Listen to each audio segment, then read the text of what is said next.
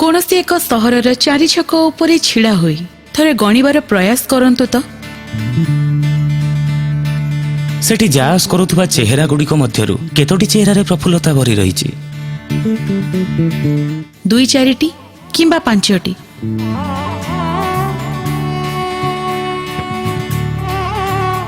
आपण देखिबे एमानक मध्यरु अधिकांश प्रफुल्लित चेहरा केवल छोट पिलामानकर ही होइतिबो।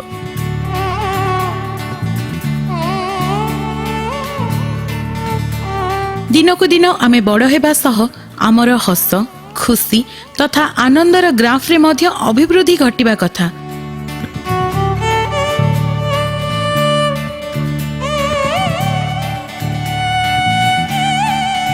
किंतु उन्नति बदल रे केवल अवनति ही घटुची। एपरी काहेकि?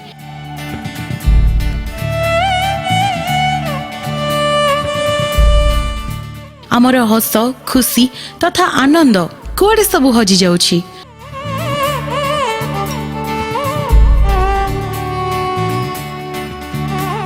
आमे दिगहरा होचु काहेकि?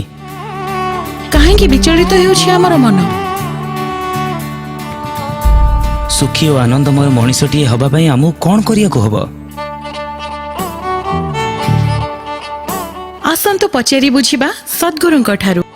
जेतेबेले सद्गुरुंको ही प्रश्न पचरा गला सेतेबेले से तांकर निजस्व शैली रे उत्तर देई कहिले,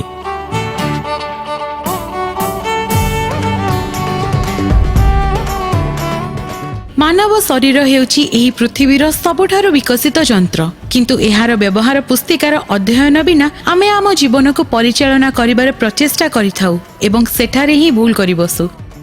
आमको एही जंत्रर नट और बोल्ट बाबदरे जानिबाकु हेबो तथा एहार कार्यशैली संपर्क रे जानिबाकु हेबो। एथिपाई इनर इंजीनियरिंग एकांत आवश्यक।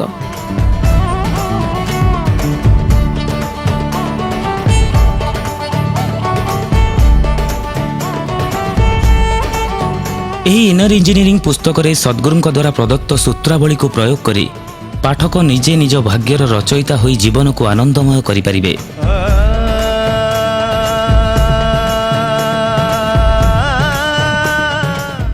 कौनसी उपर ठाउरिया बा घसरा कथा नथिबा एही पुस्तक आत्म रूपांतरण पाई तीव्र आकर्षण सृष्टि करि पारि थाए।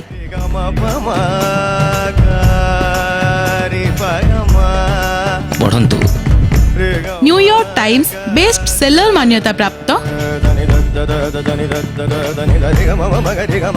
समग्र विश्व रे 14 रु अधिक भाषा रे प्रकाशित इनर इंजीनियरिंग ओडिया संस्करण आनंदमय जीवनर सूत्र। अधिक जानिबा पाई देखंतु TVW ओडिशा फेसबुक पेज।